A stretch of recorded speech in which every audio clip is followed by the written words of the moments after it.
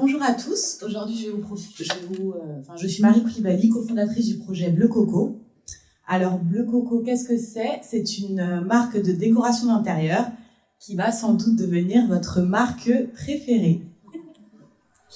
Alors, c'est au cours d'un voyage au Maroc avec Fatima, donc cofondatrice aussi sur ce projet, que nous a germé l'idée. En fait, c'est en se trouvant dans des riads magnifiques, entourés de couleurs, d'un côté très artisanal, de design aussi qui est différent de ce qu'on peut retrouver en France. Donc on a eu l'idée de cette marque et en fait on s'est dit mais pourquoi en France en 2024 on n'a pas de marque de référence au niveau de la décoration pour pouvoir meubler et décorer son intérieur avec une vraie touche artisanale, avec des beaux matériaux comme ce qu'on pouvait voir dans les riads. Alors, du coup, le véritable problème, c'est qu'il y a un véritable manque d'originalité dans les magasins que l'on retrouve aujourd'hui. La qualité n'est pas forcément des plus optimales. Nous, on a beaucoup déménagé chacune de nous dans notre vie, et il n'y a pas, voire très peu d'objets qui ont voyagé avec nous, qui ont déménagé avec nous, parce que voilà, c'était soit ça perdait de sa valeur, soit ça n'avait pas d'intérêt décoratif. Et les designs qu'on retrouve dans les magasins sont souvent similaires les uns aux autres. On peut par exemple retrouver la même référence dans deux magasins différents, sauf que c'est juste que c'est commercialisé sous deux enseignes différentes. Alors la solution que nous avons trouvée, donc, c'est créer nos propres designs. Donc on s'inspire du monde, des pays, des couleurs, des matières, de plein de choses différentes. On va mettre un point d'honneur sur la qualité, donc des matériaux de type cuir, céramique, et une fabrication artisanale, donc en collaboration avec des artisans passionnés. Notre approche RSE, donc bien sûr des matériaux durables, la collaboration éthique avec des artisans, tout en respectant aussi leurs pattes, c'est-à-dire qu'on ne va pas imposer à un artisan fais-nous ce design, etc. Si jamais il a des choses à nous suggérer, etc., on l'écoutera avec grand plaisir, et pourquoi pas faire des collaborations de deux univers différents, avec un respect toujours de l'environnement. Donc pareil, on va voir nos fournisseurs, on regarde que tout se passe bien. Par exemple, après on n'a rien contre la Chine, pourquoi pas aller jusqu'en Chine, mais pour l'instant, c'est pas dans nos projets. Alors, au niveau de l'étude de marché, le marché de l'ameublement, c'est 26 milliards d'euros en 2021, dont 13 milliards d'euros pour la décoration d'intérieur, donc c'est quand même un gros marché. Ça équivaut au marché de l'habillement. 46% des acheteurs renouvellent leur décoration une fois par an. Et il y a un panier moyen de 535 euros annuel. Donc c'est quand même un beau panier. Alors nous, notre client idéal, donc c'est une jeune femme parisienne, propriétaire, et qui adore inviter ses amis à manger, et qui aime quand on lui demande mais ça, tu l'as acheté où? Notre stratégie de vente aujourd'hui, elle est 100% online. Donc on ne compte pas à court terme avoir de magasins physiques. Voilà, à moyen terme, on aimerait être présent sur des pop-up, et à long terme, avoir une boutique physique qui ferait office de showroom. La stratégie de communication, en fait, c'est vraiment de mettre l'objet au centre de la communication, en fait, de le mettre en valeur, de raconter son histoire, de raconter l'artisan qui s'y trouve derrière, voilà, quelles ont été les inspirations. Voilà, c'est vraiment mettre l'objet au centre, et pas que le centre, pas qu'en fait on devine à peine l'objet dans un univers. Il faut que l'objet fasse l'univers. Donc on part du principe que si on a un appartement qui est totalement blanc et qu'on rajoute un objet bleu coco, tout s'illumine.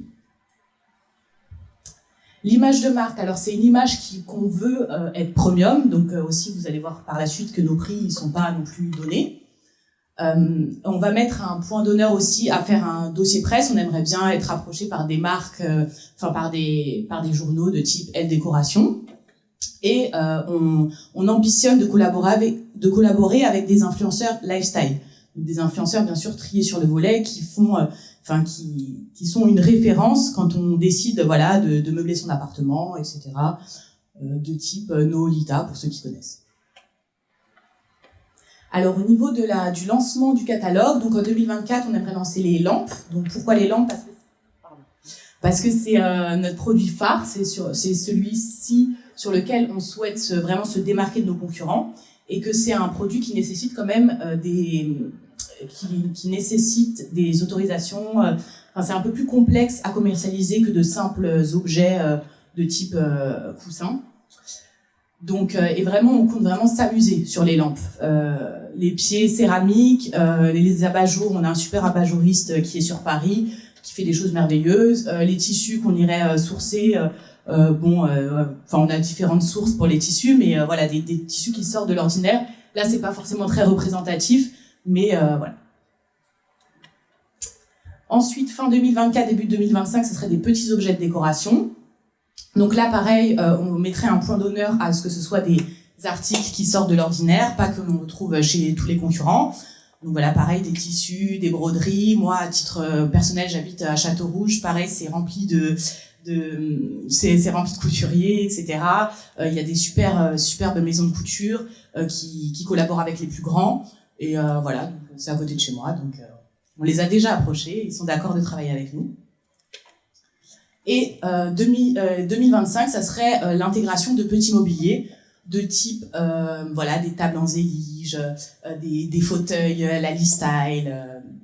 Là, vous voyez, donc c'est fait avec des matériaux naturels, mais il y a aussi avec les lanières de cuir. C'est vraiment des petits objets de décoration. Enfin, c'est du petit mobilier, mais qui serait différenciant de ce qu'on a l'habitude de voir. Et en 2026, fun fact, c'était l'objet que l'on souhaitait commercialisés en premier, c'est les tapis. Pourquoi en 2026? Parce que c'est des objets qui sont chers à l'achat, longs à la production, et donc chers à la revente. Donc on attend déjà d'avoir une image de marque pour pouvoir commercialiser des articles qui sont quand même chers. Pour un modèle économique, alors suite au devis qu'on a fait, les négociations que nous avons effectuées avec nos fournisseurs, on arrive à un coût de revient. Donc on a pris la lampe, qui est le premier article à commercialiser, de 135 €. Donc ça correspond à 40% du prix de vente final pour le consommateur, qui est de 400 €. Donc voilà, donc 135 €. Enfin, c'est vraiment une moyenne dans le sens où ça peut être un chouïa moins, un chouïa plus. Le financement, pour le moment, c'est via nos fonds propres, mais peut-être suite à la levée de fonds que vous verrez juste après. La projection, donc on compte vendre d'ici à fin 2024 50 lampes et un peu de petites décorations qui viendraient plus vers Noël. 2025, on a fait x4 et 2026, on a fait x1,5, donc pour arriver à 300 lampes et l'intégralité du catalogue que je vous ai présenté juste avant. Alors, au niveau du compte de résultat, donc on a fait un chiffre d'affaires pour 2024, 22 500 € avec juste les lampes et des petits objets. 2025, intégration du petit mobilier, on arrive à 120 000 € de chiffre d'affaires. Et 2026, avec l'intégralité du catalogue, 330 000. Les charges, donc c'est pas les charges variables, c'est les charges liées à la production des objets. Donc à chaque fois, c'est 40%. Au niveau de nos charges fixes, donc l'avantage d'être online, c'est qu'on on réduit quand même les charges. Voilà, les charges les plus élevées, en fait, ça sera sur la communication, parce que c'est aujourd'hui un milieu qui est très très concurrentiel et sur lequel il faut vraiment miser. Donc c'est vraiment la communication. Après, voilà, il y a des assurances, il y a tout ce qui est logiciel, etc. Et donc on arrive à des résultats nets. Donc 2024, 870 €.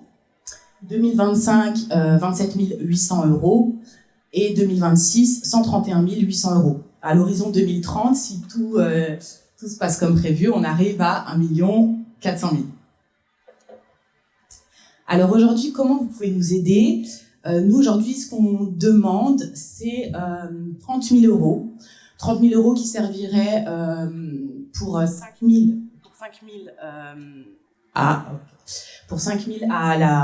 aux certifications liées à la lampe, à tout ce qui est luminaire, les autorisations pour pouvoir commercialiser des objets électriques. Il y aurait 9 000 euros qui correspondraient à l'achat du stock pour qu'on ait le stock que l'on souhaite qui est nécessaire pour atteindre les chiffres qu'on a mentionnés juste ici.